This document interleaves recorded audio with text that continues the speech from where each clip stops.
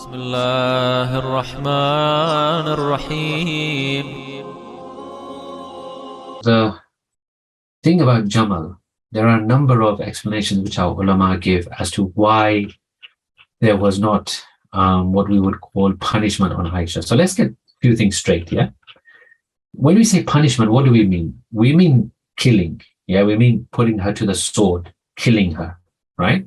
That would have been the punishment befitting Aisha in that sense. However, first question is, so our ulama have given a number of responses. The first response is it jais when you have a woman who was not actively in combat, she didn't pick up a sword, she didn't ride and kill people, she was not one-to-one with people, she was taken as a prisoner. Can you kill a prisoner? Is it allowed? Many ulama will say no, it's not allowed. Once you have a prisoner, you deal with them in a different way. You don't just put them to death. So this is one response. Another response is that actually this was the instruction of the Holy Prophet. The Holy Prophet had foreseen this, he had predicted this, and he had told both Aisha and Amir al-Mu'mineen. He told Aisha that one of my wives is going to do this kind of mischief. Then she actually laughed because she found it a bit strange that one of your wives would do this. And he then looked at her and he said, make sure it's not you. In other words, it is going to be you, but you still have a choice in the matter. And then there are other indicators as well regarding this. So number one is the argument that is it even jais for when you take a woman, especially a prisoner, is it jais to then kill them? It's not jais according to many of our teachings. Number two is that the Holy Prophet foresaw this, and he had told Amir al-Mu'mineen that there will be a conflict between you and her. And my order to you is that when this happens, you return her to her home. So Amir al-Mu'mineen did exactly what the Holy Prophet said. He returned Aisha with a lot of, with her dignity and everything intact to her home. Number three, the obvious answer would be that this would have caused more fitna had he punished her in some way. Can you imagine that this Jang-e Jamal, the Battle of the Camel itself, was a big fitna? It had the potential to split the ummah, and it did split the ummah.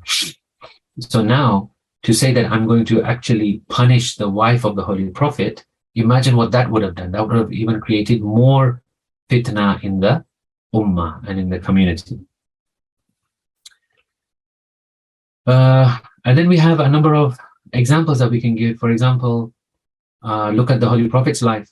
There were times when he could have taken harsh hudud and punishment of certain people, but he chose not to, because it would have had the opposite effect. It would have had split the people even more.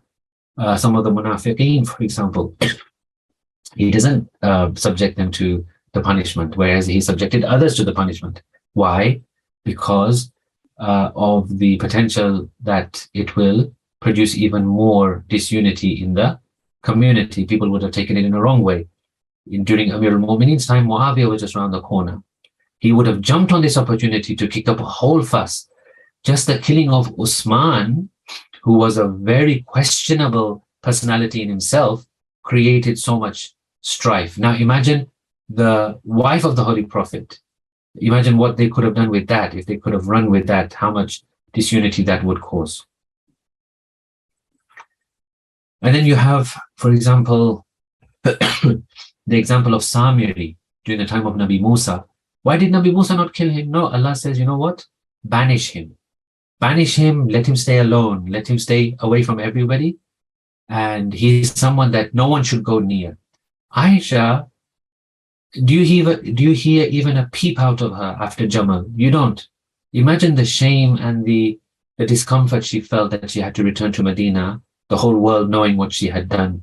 The Quran saying that, oh, wives of the Prophet, remain in your homes. She went against the Quran itself. So, maybe that was even worse for her, really, in that sense. So it avoided fitna. It subjected her to this kind of shame in front of other people that, what have you done? You tried to split the ummah. You didn't go according to the Holy Quran. You went against the Holy Quran's instructions. and everything else that we've said. Yeah, so I'll end there with that. I hope that's answered. اللهم صل على محمد وآل محمد